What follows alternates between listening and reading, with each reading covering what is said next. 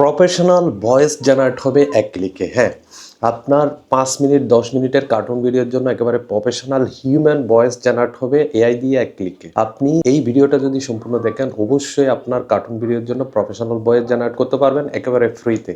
চলুন তাহলে দেখানো যাক কিভাবে করি। তার আগে বলি চ্যানেলটাকে অবশ্যই সাবস্ক্রাইব করবেন। প্রফেশনাল ভয়েস জেনারেশনের জন্য অনেক হ্যাসেলে পড়ে যান আপনারা। আমাকে প্রায় সময় আপনারা এই কমেন্টটা করেন যে ভাই প্রফেশনাল ভয়েস কোনো হ্যাসেল ছাড়া কীভাবে জেনারেট করব। হ্যাঁ, আজকের এই ভিডিওটা প্রফেশনাল ভয়েস কীভাবে জেনারেট করবেন ফ্রিতে এবং একবারে রিয়েল হিউম্যান ভয়েসের মতো আমি সেটাই দেখাবো। কারণ এই কার্টুন ভিডিওতে অনেক সময় রিয়েল ভয়েস দেওয়ার প্রয়োজন পড়ে, সেজন্য আপনি নিজের ভয়েস যদি দিতে না চান তাহলে এই ধরনের ভয়েসগুলো আপনি ইউজ করতে পারেন। খুব রিয়েলিস্টিক ভয়েসটা। আমরা প্রথমে একটা ফর্ম লিখি, মানে একটা স্টোরি লিখি, যেটা দিয়ে আমরা ভয়েসটা জেনারেট করব। এখানে জাস্ট একটা right 3D cartoon story in Bangla, এটা লিখে ইন 1 প্যারাগ্রাফ লিখে দিলাম। এক জায়গায় লেখার জন্য আমাকে একটা কার্টুন স্টোরি দিচ্ছে, যেটা আমি দেখানোর জন্য আপনাদেরকে এই কাজটা করতেছি। আপনারা যদি কার্টুন স্টোরিটা ভিডিওতে বানান, ভিডিও বানানোর পরে ওই ভিডিওটাকে আপনাকে কি করতে হবে, বা এই ভয়েস জেনারেট করতে হবে যদি ভয়েস জেনারেটের প্রয়োজন হয়। এই যে আমি এটাকে এখান থেকে কপি করে নিলাম। এরপর আপনার ক্রোম ব্রাউজারটা ওপেন করে নেবেন। ক্রোম ব্রাউজার ওপেন করে Google AI studio voice generator লিখে সার্চ করবেন।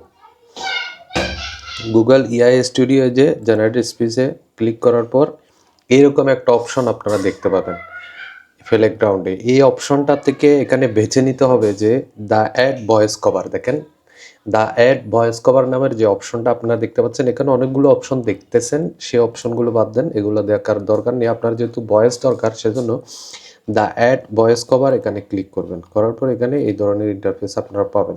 এখানে এই যে দেখেন স্পিকার 1 ওরাস নামের যে অপশনটা, এটা দিয়ে আমরা ভিডিওটা বানাচ্ছি। এখানে অনেকগুলো অপশন আছে, আপনি চাইলে পাল্টাতে পারবেন।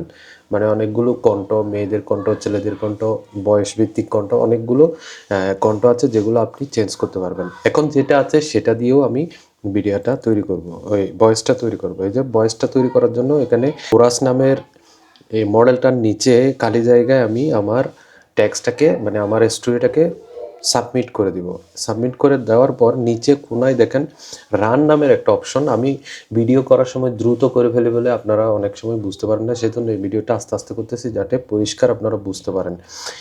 এখানে রান অপশনটাতে আমরা রান ক্লিক করব, একটু অপেক্ষা করব। অপেক্ষা করার পর আমার এআই স্টুডিও আমার জন্য এই ভয়েসটা প্রপারলি জেনারেট করে দিবে। যে কোনো ভয়েস আপনি ফ্রিতে একেবারে রিয়েলিস্টিক ভয়েস জেনারেট করতে পারবেন। অনেকে দেখাচ্ছে আপনার এই 11 ল্যাবস দিয়ে ভিডিও ভয়েস জেনারেটর। 11 ল্যাবস অনেক ঝামেলা, অনেক সময় কিছুদিন পরে আবার ক্রেডিট চলে যায়, এত ঝামেলা।